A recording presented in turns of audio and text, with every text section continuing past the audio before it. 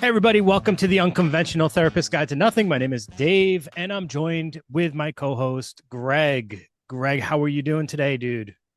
I am doing good. I like how we're starting to do this in the morning or, roughly morning time. Rough. It's like more energy, more I awake. feel I feel more awake than when we do it at night. Yeah. That's for sure. Yeah, Yeah. last week was our first time doing it in the morning, and it had it felt better conversation wise. So I was like, let's try this again. Maybe we'll do It's this going forward. just Who knows? scheduling Right? wise is the tough part. It's a tough part. Yeah, yeah, it is. But that's okay. So, Yeah. Dave, today we have a kind of a big subject. We should probably jump right into it. But that being said, I wanted to ask your thoughts on this because this is kind of something we never really talked about with each other. Is So when it I is it say to about you, our Patreon? I'm glad you brought that up. No, So it doesn't seem like anybody's talking about that. And no, maybe we should get, we a gotta little more we focus on that. we Come on did get down to the a Patreon. When people hear Patreon, I think the main thing they hear is pay, but it doesn't have to start like that. You just kind of get in there, become part of the community. It's free to start, and or then, pay or once it's pay if worth you it. And then want. once we get things like really cooking, it's really gonna be worth it, and you're gonna want to pay. You're gonna be So asking to so pay. this week we got two free members, Bo and Maggie, and then we got Josh Constantino, Hmm. who became one of our tier members and is now going to get access to the bonus episodes, which I look forward to hearing his thoughts about. So thank you to everybody joining, and we appreciate you and can't wait to continue to grow this community and have conversations on there and It's discuss great. random And things. Constantino, I've known for, I mean, geez, I don't know how to even say this, 20 years? Probably haven't talked to him in 18, but Oh, still, wow. hey, that's It's kind of great awesome, right? So I'd love to that reconnect the with him things that on connect us. it's fun. That's awesome, man. I I look forward to cannot wait for you in Constantinople to that. Become best reconnect. friends forever. Yes, Constantine. Constantine. So Dave, anyways, when I say to you Scientology, like what comes to mind to me, it's like a little bit of a nautical term in a sense. I think of people in like naval outfits for whatever reason. But Really what comes to your mind? cult, Okay. That was right? quick. Yeah. I mean, it's the thing that we've all been taught to know at this point. When it first came out, I wouldn't have said that. I would have thought science fiction because that's how I always was like understood it to be this thing that like, oh, this science fiction author created this thing. Hmm. But now it's transformed into it's almost synonymous with cult. Right. And there's probably a lot of good reasons for that, And I'm right? not saying it because I believe it to be a cult. I'm just saying that's what I associate it with today because So of I all the think that's talks what's about it. most interesting about this topic is because it does beg the question, what separates a religion from a cult? Which I think is a It's really it interesting. reminds me of the conversation similar to when we were talking about Jehovah's Witness. Hmm.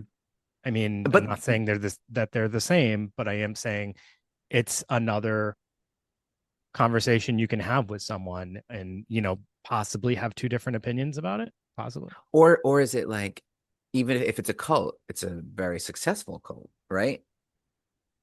And I think there's a few things that come into mind, like longevity for a cult. I don't, that's when I think it starts to get into religious territory. I mean, if the charismatic leader is replaced by another charismatic leader and it sort of continues, but then you have to ask, is there like some isolation or is there like a complete devotion necessary? There's a lot of things that go into it. But before we get into that, let's talk that like, Scientology is a set of beliefs and practices developed by L. Ron Hubbard, which we'll talk about a little bit more. Who I often feel, Dave, you brought up the fact that he was a science fiction writer, and I think he was like to play make believe quite a bit. And I feel before his death, he probably said to himself more often than not, I think this is getting way out of hand. Do you get that sense where he's like looking around him and he's like, are we living out my novels? Is that what's happening right Why do you now? think he had that self-reflection versus thinking like, wow, this really went well? I don't know, because I feel like all right, it's like it's So almost you're like looking at him like a sympathetic character in this mm, story. yeah, I don't think he intended. I think that on paper, maybe he had some good views for this, or maybe he had some optimistic views for this. And then, like everything else, when people get their hands on it, it becomes corrupted and everything. Although I do feel like I didn't know L. Ron as a person, but I think that he probably, he's human. So I think as he's watching this turn into this thing that's like slipping out of his hands, and there's a leadership, and it's bigger than he can ever imagine, he must have thought like, ooh, what have I As he's done? watching this show, hearing about this. I No, know, I know, I know. no. I get it. It's Or interesting help. Or, because there are some direct quotes from him that about that make it seem like he's maybe not the sympathetic character that you're portraying him to be. mhm. But if you ask someone who's a Scientologist, they will deny those quotes, from my understanding. Yeah. So, So I don't know what side the truth lies on. I mean, I would imagine there's probably more truth to the side that doesn't necessarily align directly with, like, if this is true, all my beliefs are in shambles. Very much like the mother, what was the one we just recently did for Mother's Day?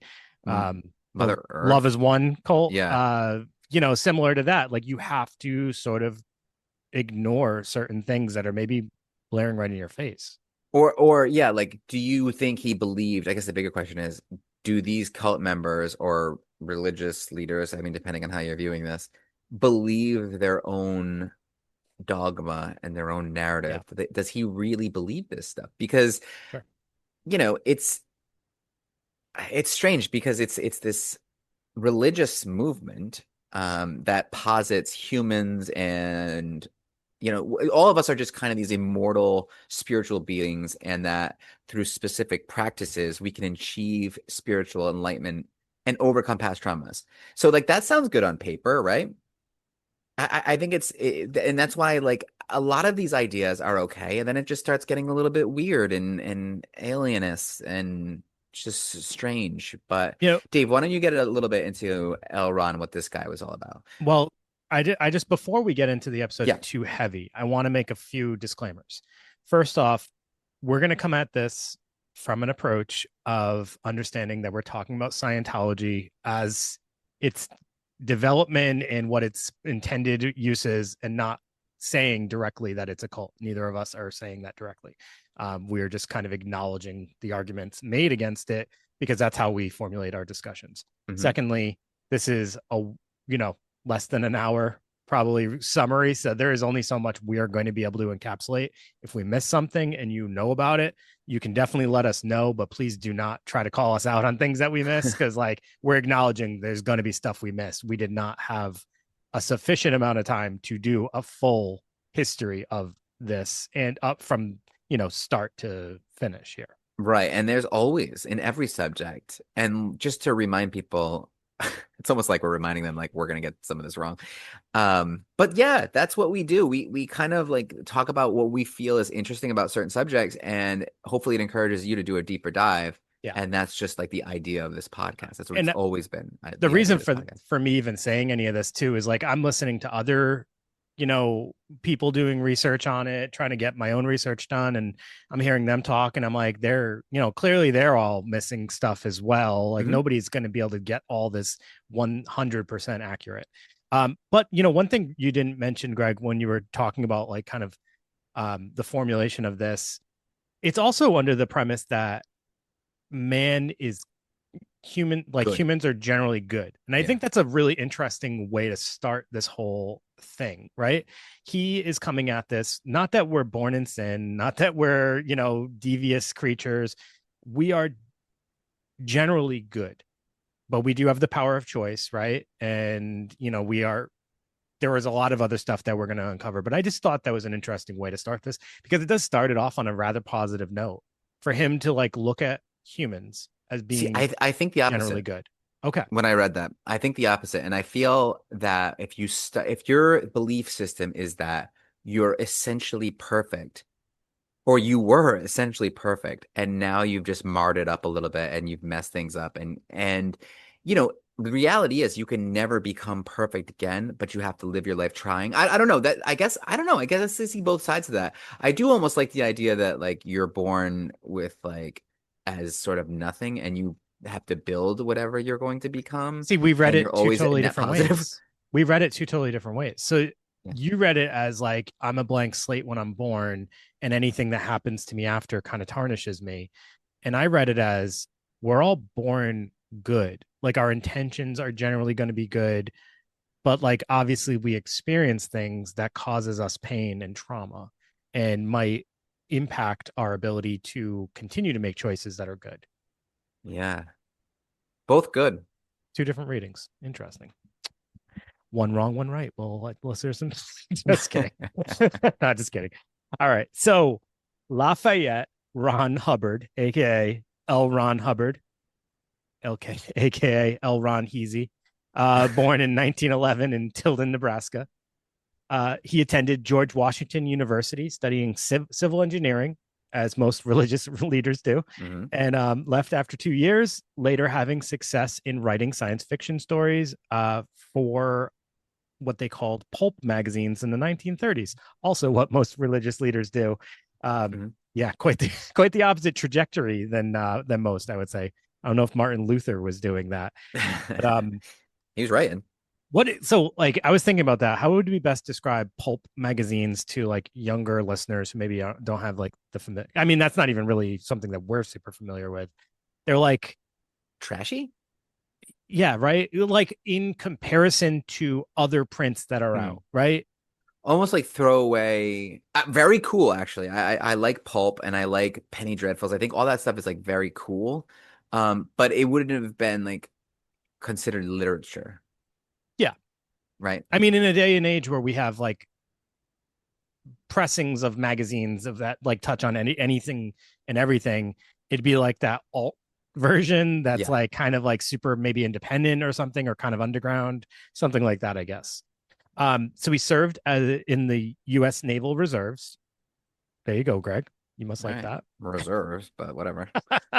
Yeah, whatever.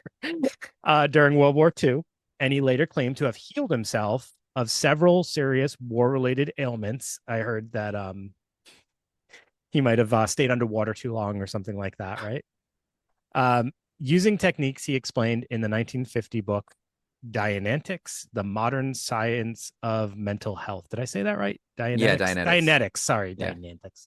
Dianetics, the Modern Science of Mental Health. That is a very important book. We'll come back to that later.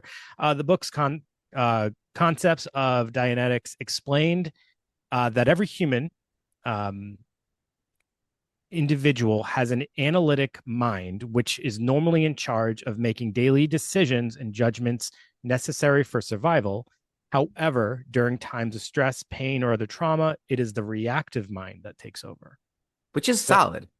well, yeah, and he's borrowing from other formula, theories, and I mean that's Yeah. very. I was reading something they were saying like that's very Freudian, almost like All id Freudian. and Yeah. ego, right?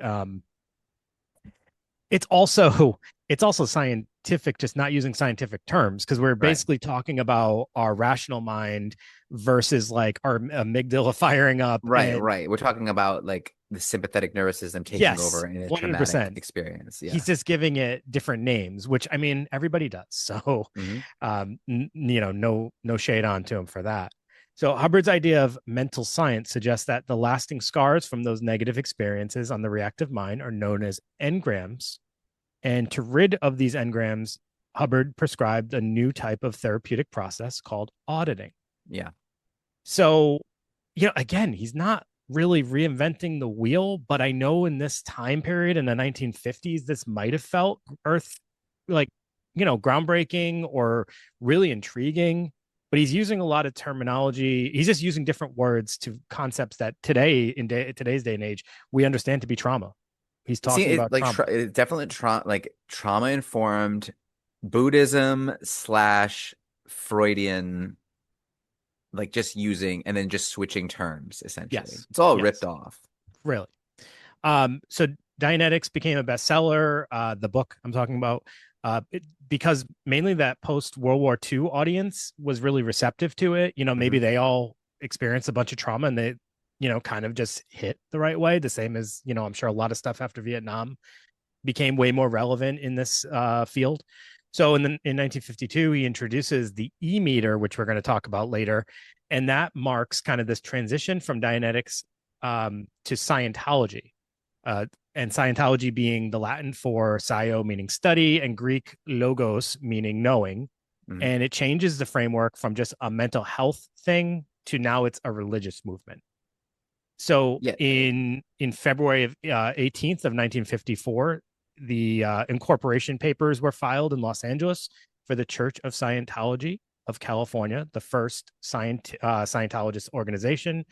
And he described Scientology as a way to address mental health issues and move towards a more religious perspective on the human condition. So what do you Uh, think about that? Like as you stands right there. So far this sounds like Solid. It's solid, it's right? interesting because it mixes two things that you know science, mental health, well, multiple things: science, mental health, and religion and spirituality. It mixes all these things in one. This is probably something people are into and looking for, and I think it would hit even today if it was just the right, combination Hmm. of things that felt relevant.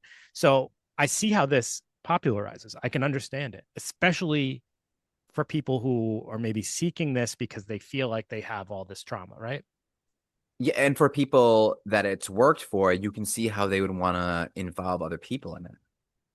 Yeah. Because so you can see how this kind of starts from a good place, I think, is my point. Yes. So his legacy is viewed differently by his followers and his critics, obviously. Supporters see him as visionary, while critics, including former members, have called it a cult. Despite this, his writings, particularly on Dianetics, remain super popular, and the Church of Scientology continues to attract members despite his passing away in 1986. Yeah, which is it was an interesting fact to me. I didn't realize he was gone for so long. It's like he didn't get to see this thing really take off into what it is. Sure, which Okay. could be good or bad.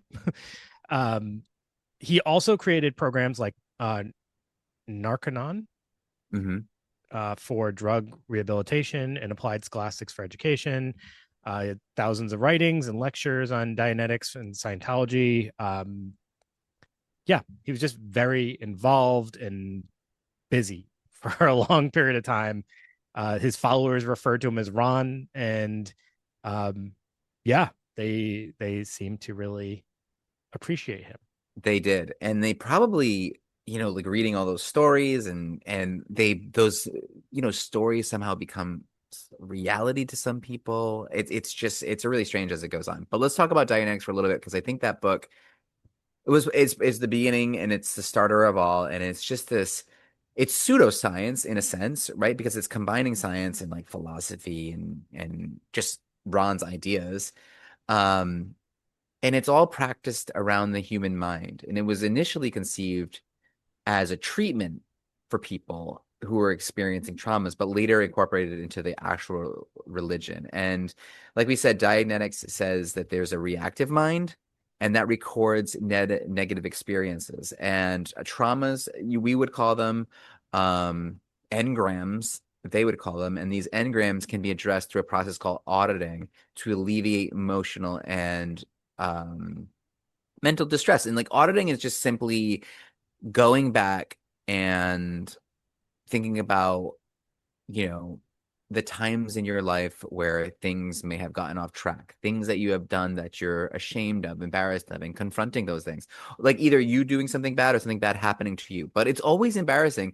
And then later on, I don't know, Dave, if you ever like got into this, but they would record people Yeah, during auditing sessions. yeah, And this is people revealing their deepest, darkest, most depraved secrets, like the even from things they've done to things they've thought.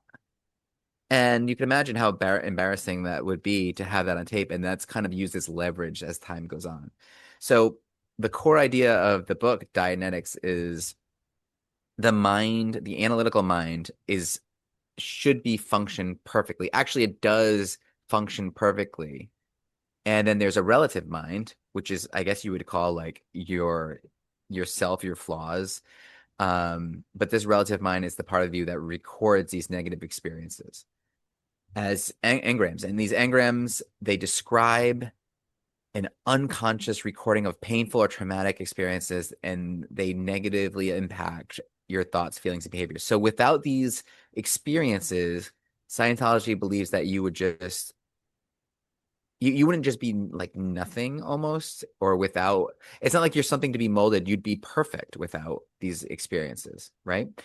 So auditing is interesting because this is the process that they use. This involves communicating with a person to locate and address these engrams using, they use like this meter, an electronic resistance meter, and I guess they put it like sort of like pointed at you or put it on your head, almost like the Ghostbusters would use if they were finding, if they were trying to discern if you were a ghost or not.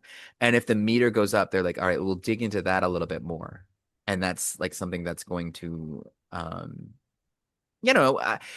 don't know, Dave. Like it's kind of like confusing. So you sit there and you talk about all the worst things that happened to you, and they really want you to reflect on that. And I don't know what kind of state that puts someone in. I know that it's important in our line of work to kind of like dig into the negative and what's wrong with me and why am I the way I am. But I often find with people that that's not the most useful thing. I'm starting to like lean into that kind of idea with my work. It's like, why am I depressed? Well, if you wake up in the morning and you feel depressed, you come talk about it. You wake up in the morning, you feel anxious, you want to like your brain starts thinking like, why am I anxious? Why am I depressed? And then by spending so much time trying to figure out why that's the case, you're spending way more time with depression instead of like, I don't know, for me it would be like values, like how do I want to feel? What do I want to be doing? And does this like feeling or emotion really need to be getting in the way? So I feel like this auditing process really kind of keeps people down instead of raising them up. What do you think about that? Um, I think it's two separate things. It feels like what you're describing, I understand the concept that you're saying, but those are like emotions versus Yeah, experiences. So I yeah. do think that identifying and processing of experiences can be helpful to people. It helps No, oh, raise absolutely. self-awareness. But Talking to about the fact scour that your brain for negativity almost. well, the other thing, and as we're doing this research, I'm trying to figure out where this fits in because I heard a concept prior to this whole thing that I didn't really find in some of the research I was doing, but like the past lives thing. So there's Yeah. also this idea that maybe some of this is like passed on from like a different life, right? And it's your responsibility to address it, Right.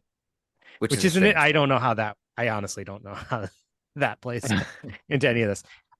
Scouring your brain to address things, though, digging up things. I don't know. We do kind of try to do that at times, but Hmm. like normally it happens in a way more natural way. But I mean, these people are also coming to him. It's they're not just they're Experience not that. just like wait like he's not seeking them out. They're Mm. coming to him, I would assume, or they're coming to the church because of things that are going on. Your audio went out, so I just kept talking over you. Yeah.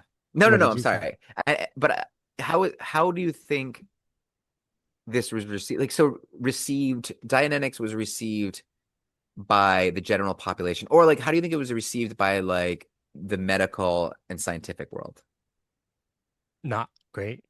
No, not great. It's ineffective and pseudoscience. But that's kind of what they would say to someone who Anybody who's is, starting a new thing. yeah, yeah, yeah. I So mean, I I mean, mean, it that's really hard literally to take a means flip. nothing. They're just always well. I think the thing that's going to throw them off, obviously, is like the confidence or the assertiveness of this whole thing. Hmm. It's almost like saying, no, Well, this is real and this is true and this is going to be helpful to you, versus like, hey, we should probably do some, some trials here. We should do some research to see. It's like it doesn't feel like there's that period. It's like 0 to 100 of like, no, this is our new religion and we do this. yeah. Also, the idea that this should work for everyone. Yeah. That's kind of a problem too. So that's kind of it with Dianetics, except that that's the building block for Scientology. But then the sort of its own unique beliefs and these rituals and the concept of an immortal spiritual being called Thetan, that stuff kind of all comes in down the road. But Dave, why don't you start talking about some of these weird, not, I don't want to say weird, but weird Strange, spiritual beliefs, right? strange, Yeah. odd, peculiar. All right. So, I mean, the first one you just said, it's thetans. They believe that humans are immortal spiritual beings called Thetans who have forgotten their true nature through countless reincarnations. Although I don't believe they actually use the word reincarnations, I think it's just this experience that you just continue to go on in some way, shape, or form. I don't know the best way to say that. Or to be born again in different life forms is another Mm. way I guess you could frame it. To me, though, like So what a lost feeling to just think that somewhere throughout the span of time, I've lost my identity. And to find it, I mean, I have to, you got to really do some digging. That kind of locks you into Scientology for life. it can also feel promising if you're feeling like you don't know who you are, or you don't understand why you've been struggling or feeling certain ways. Hmm. It's because I've lost who I am, so I got to find it. Well, And yeah, I imagine like that that actually. hook. Yeah. Imagine that hook. So Greg, you gotta the way that I'm trying to like understand this is I'm trying to come in to it from the perspective of that person who is looking for this. It's like anytime we've ever talked about a religion or a cult experience, those people are looking for something. It's different, it's strange, it's odd to us as outsiders who aren't looking for this thing, and it's easy for us to pass judgment. But I think when you get the true understanding is trying to put yourself in like the perspective of who would this work for? Yeah, Who is this and person walking almost through those doors? all of us. I would say, I don't want to say almost all of us. I think all of us can kind of relate to that idea where sometimes it's like I just don't know where I am. I just don't know kind of know who I am.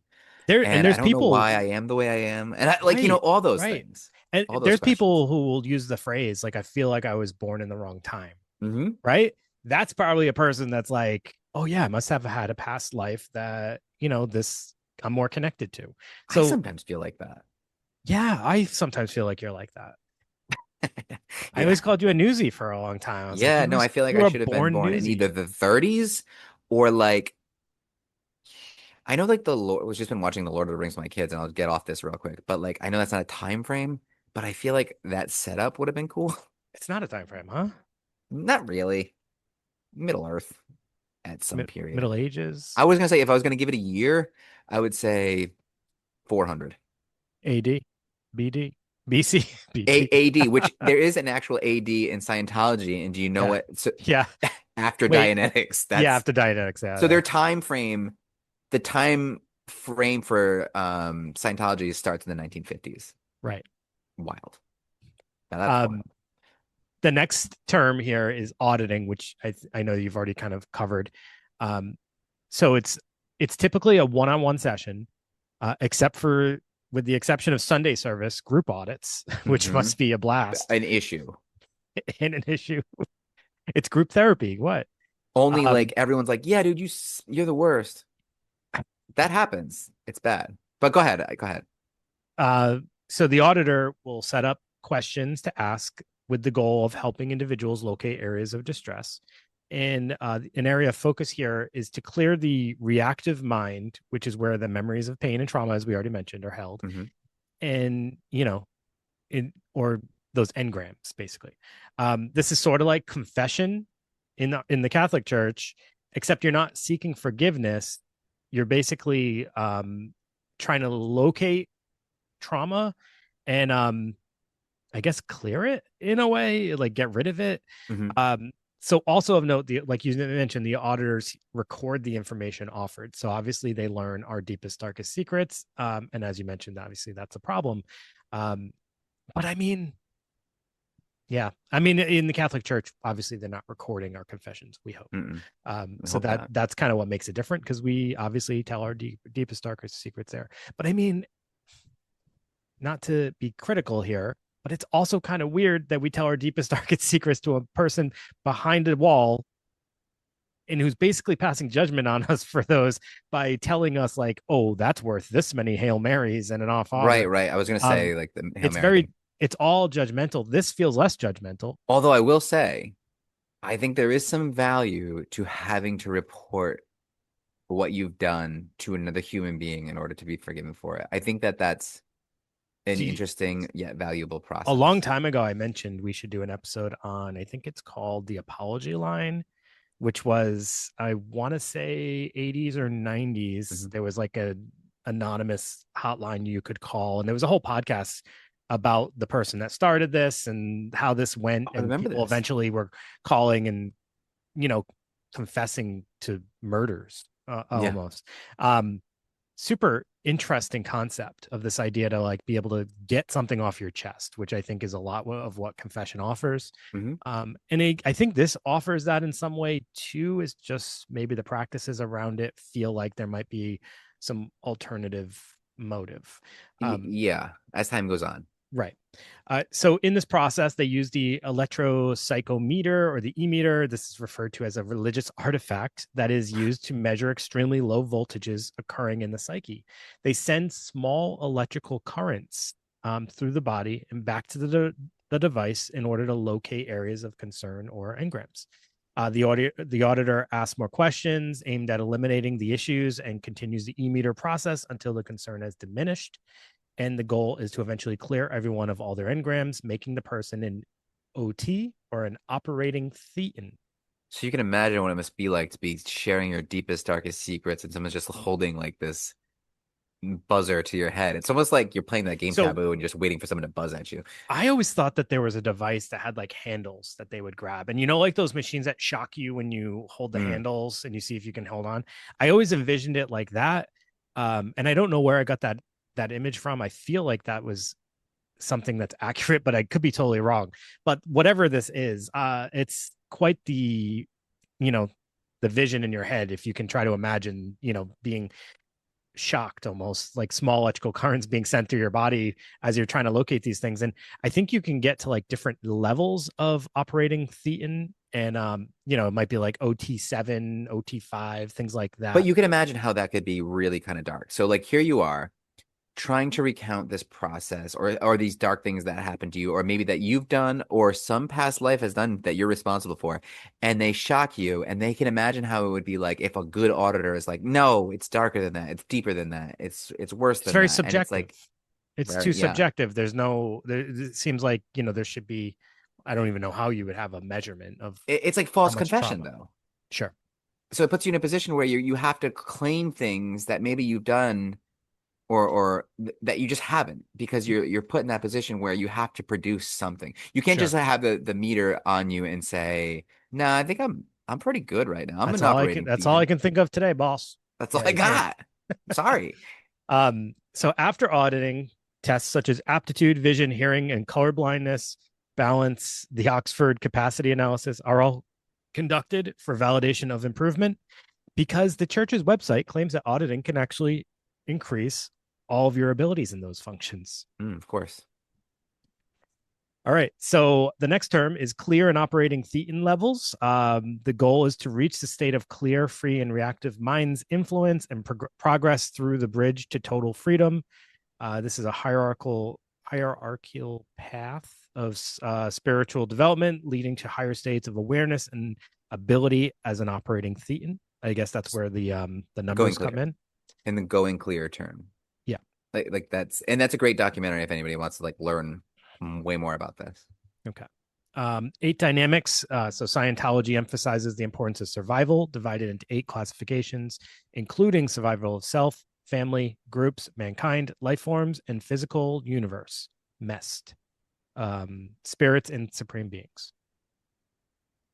Ethics and justice, a system for regulating member behavior, ensuring adherence to Scientology doctrines. And you can actually find the what do we call it, the code of ethics for every individual role within the church on their website, if you Yeah. So I think now for what people have really kind of are interested in, or at least I was, is like the controversies and the criticism of Scientology. And there are quite a few. I mean, we don't need to get into them all, but it's definitely been criticized on its stance from our perspective on psychiatry and the rejection of mental health care. And I remember maybe it was on Oprah or something like that, but Tom Cruise, was really coming for what was her name?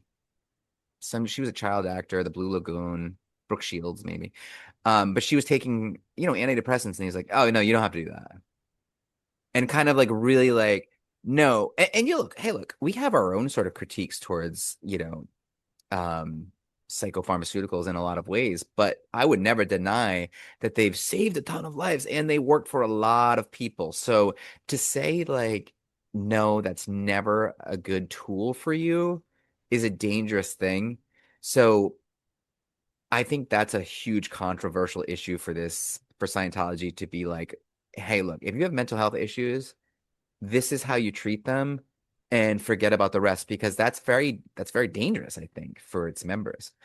And they also are really popular for shunning those who are critical of the faith, as we can see with, Leah Remini and all anybody who leaves Scientology, they kind of really they you don't just leave Scientology. It's almost like the mob. You leave and then they destroy your reputation, which is kind of a terrible thing. Yeah. And I and they're mean, also what's that, that? like, in their defense, aren't these people kind of destroying their reputation back?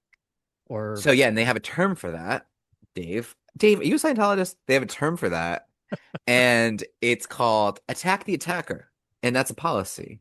So they're very litigious and they aggressively attack critics. They're in tons of legal battles against their accusations of fraud and misabuse and misconduct. And for whatever reason, there's also allegations of human trafficking and forced labor. And I think for me, like one of the bigger cases was, and this would be an episode on its own, but do you know anything about Shelley Miscavige, the wife of the new or the current leader, David no. Miscavige? Mm-mm. So she uses like this kind of big figure in Scientology, and there's rumors that she went against David and did some of his teachings and maybe like kind of like challenged power a little bit. And so now she's disappeared and no one's seen her publicly since 2007. And tons of people have written police reports and asked the LAPD to kind of really get involved in this. But they consider the case closed and they dismiss claims that anyone's missing. Now Scientology has access to a ton of money, and people think that there's like a payoff there, and that's like that actress Leah Remini kind of comes in really big for saying like what happened to Shelley Miscavige. A Mm. lot of people are wondering that, and it's like one of those weird things where it's like, okay, if she's fine, can you just like can she just show up and so everyone can kind of stop? It's almost like that thing that happened with Princess Kate, you know. Oh, okay. Oh, she's fine. Just show us she's fine, like so we can be quiet about it. But the fact that they're refusing to do that is strange, and it lends to this idea that something really dark happened to Shelley Miscavige. Like she went against Dave and he attacked the attacker hardcore, and now she's gone. Allegedly. Allegedly. In case Allegedly. anyone, in case anybody's listening, this is all just us reporting other people's notes, Yeah. not our opinions. Yeah. We don't My we don't need opinion to. is something weird happened, but I mean, that's just Well, my opinion. for the record, everyone listening, that was Greg's opinion. I That was can my give you opinion. his address and where But you it can seems send to have done the legal beautiful things for Tom documents. Cruise. I mean, Tom Cruise is like the most successful actor in history. Is that Dude, true? I have no It's got to idea. be. Think of name someone more successful and more recognizable than Tom Cruise. Well, you're putting me on the spot, and as we It's all hard. know, It's almost impossible. Robert De Niro, Al Pacino. Tom Cruise? I think he's on top of Who's that. more recognizable than Robert De Niro? Tom Cruise. I don't know about that. I mean, he's very recognizable. All right, Yeah, he's actually a sure. good actor. I don't know. That's an opinion. Now that's an opinion, but whatever. All right. Speaking of pop It's culture, kind of Dave, is it? tarnished his reputation and his It credibility, has. and his, in some capacity, his ability to probably be received for the work that he does. So even if he is a good actor, people automatically judge the films he does before he even puts them out because of Those this. electrometers are like good for wrinkles, though. The guy's Look not at aging. John Travolta, another, getting into Big the one. pop culture stuff. John Travolta, another prominent figure in the world, very notable, very Mhm. noticeable. tarnished his reputation pretty It significantly. did. It, The bald head admittedly. didn't help. No. Like Hey, listen. him with a bald head though does not match. I know. Greg, you're not John Travolta. No. I don't have the dance moves, but I do have the So bald head. I mean, there's a number of obviously of high profile celebrities. Well, is there a number? There's like four. Nah, there's more. Oh, geez, I didn't I know we mean, were there's gonna do there's this. two or three super. I don't know. Do you consider Leah Remini high profile? Because I'd have to see like, No, well, I mean, obviously, I knew of her and I know of her, but like this, I think kind of brought her into a different level of status mhm. because of how controversial all this was, right? When you say that, like, obviously, Yes. everybody loves King of Queens, but I don't know that that's on the same level of some other people. Now, oh, all right, yeah, Juliette Lewis, Okay. who's, I mean, her career has made a big comeback with Yellow Jackets, obviously, but she's Scientologist. It was is Katie Holmes still Scientologist? No, she's out. She's out. Okay. Yeah, I mean, this list, I don't know how accurate it is, but I got like Jada Pinkett Smith. I could see that.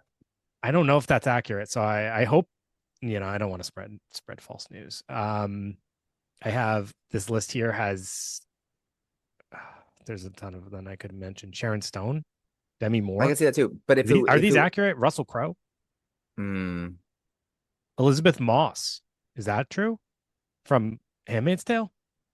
I don't think so. Maybe. Let's put the listeners on When, this. when you say I don't think so, are you just going off the top of your head or are you giving Yeah. like, Yeah. Yeah, I don't know. Maybe I guess it could be true. all right, Maybe it's not that big of a deal anymore. Maybe we've become a little bit more accepting of it. I don't know. I don't know. Or some, I mean, there's always the case that obviously some of these people could be former members. But I know we know John Travolta and Tom Cruise to be current members. Um, yeah, it looks like Elizabeth Moss is. Hmm.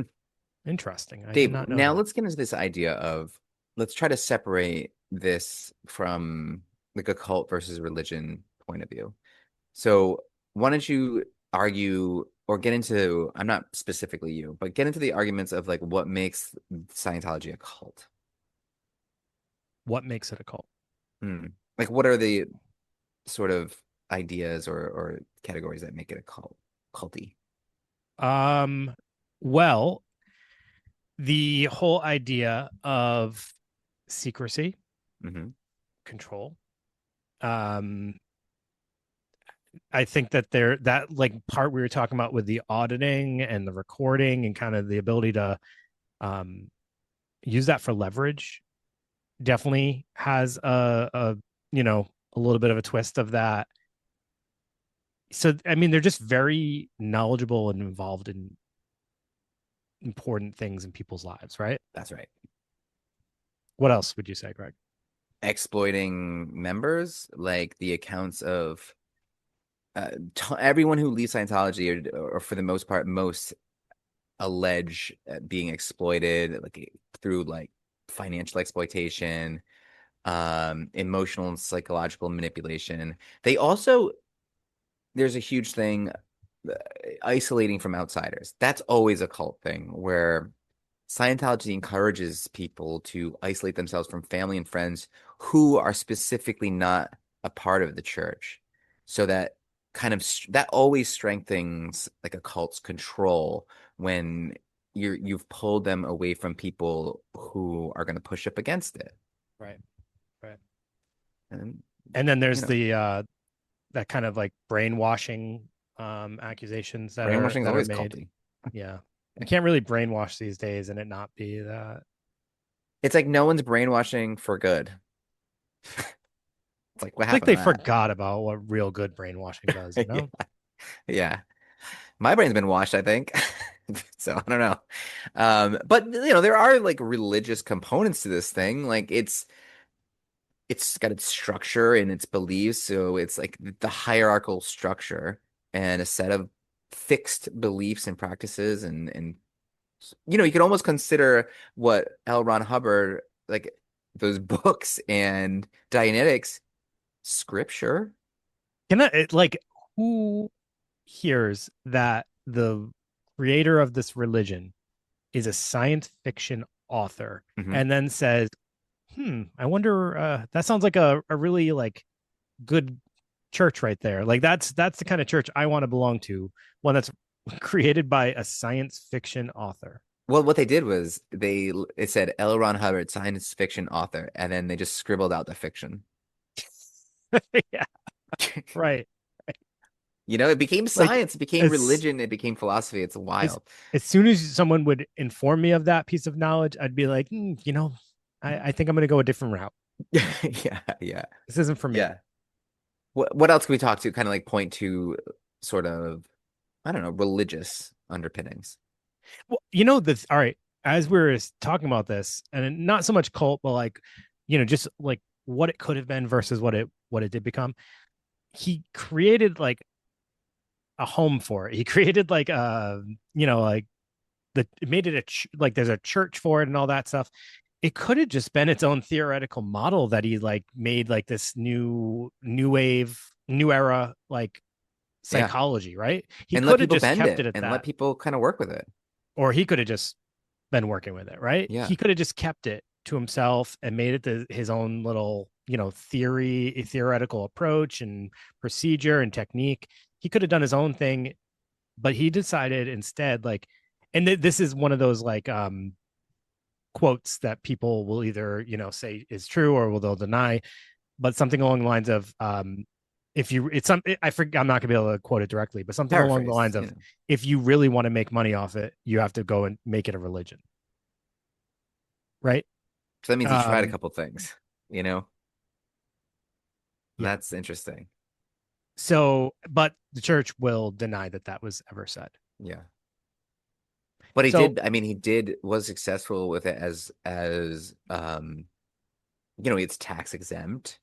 It's they've been able to do a ton of charitable work, which is nice, but I mean, they're definitely to be as litigious as they are, they're definitely making a good amount of money, and they're collecting some no, portions of people's incomes, right? let me just go back to the quote. Just so this is what he's famously quoted as saying: "You don't get rich writing science fiction. If you want to get rich, you start a religion." That's a very telling quote right there. Mhm. Unfortunately, And I uh, wonder, Dave, if you have access to like Google right now, what was his net worth upon death? good question. Because I mean, he was never gonna get. I actually like took a peek at some of that the science fiction stuff.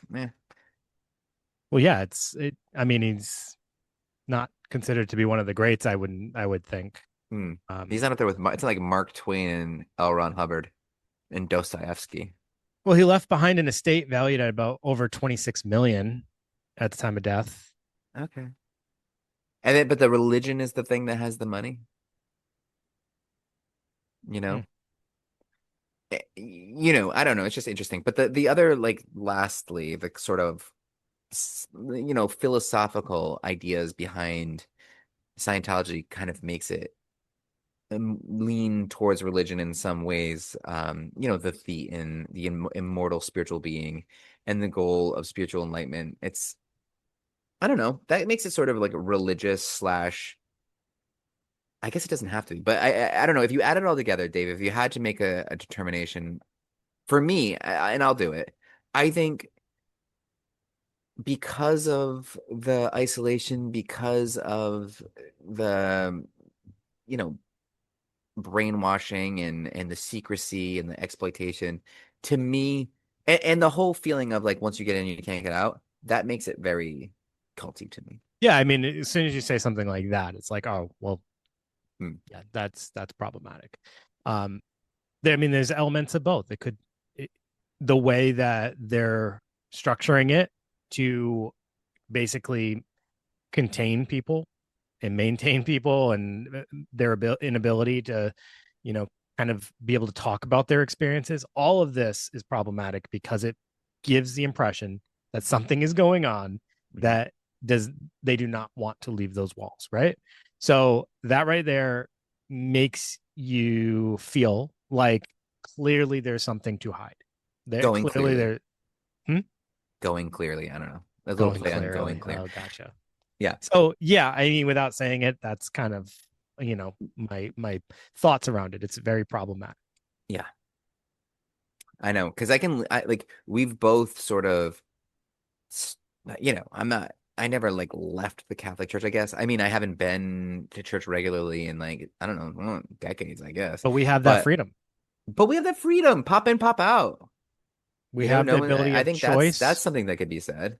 right? We have the ability of choice. We have, it's my critiques about this are less about their framework because it is what it is. It It is what is it what it is. is. They can believe what they want to believe. You can It's find more weird about, stuff in any religion. yep, Yeah. it's more about the structure and those limitations that I think are the problem. Yeah. Take those away. Tell Have me at it. more. Tell me more. Tell me more. Yeah, like I'll get get some me a meat shockwaves in eater. me. I'm in. Yeah. I'm bringing in session. Yeah. I mean, it's the same. I guess it's the same for some of the cults even we discussed. Like they can believe whatever they want to believe. It's when it's some of like, it's the limitations. It's Hmm. the way that they're structuring things. It's those things that are the problem. So When you're taking away people's choice, you're taking away their identity. right. And that's not fair, right? Because that's Yeah. how we become who we are, is through the choices that we make. And if you're making your choices based on the religion alone, then it's stolen your identity Right. and you've lost individualism. And that's, I don't know. We're so far removed from those times of believing that there's one true religion, right? Hmm. Nowadays it is considered to be acceptable that numerous religions can exist, so there should be no issue with that. So on that end, on that note, I think that kind of like sums up Sums it up.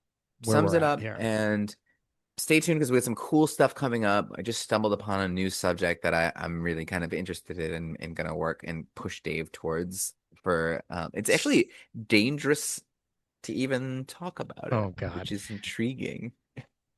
So stay tuned for that.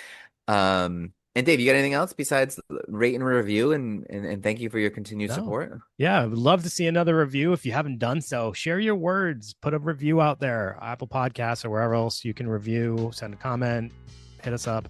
Um, yeah, we would love it. So thanks everybody for tuning in. We'll see you next week. And yeah, have a great night. Peace. Good night.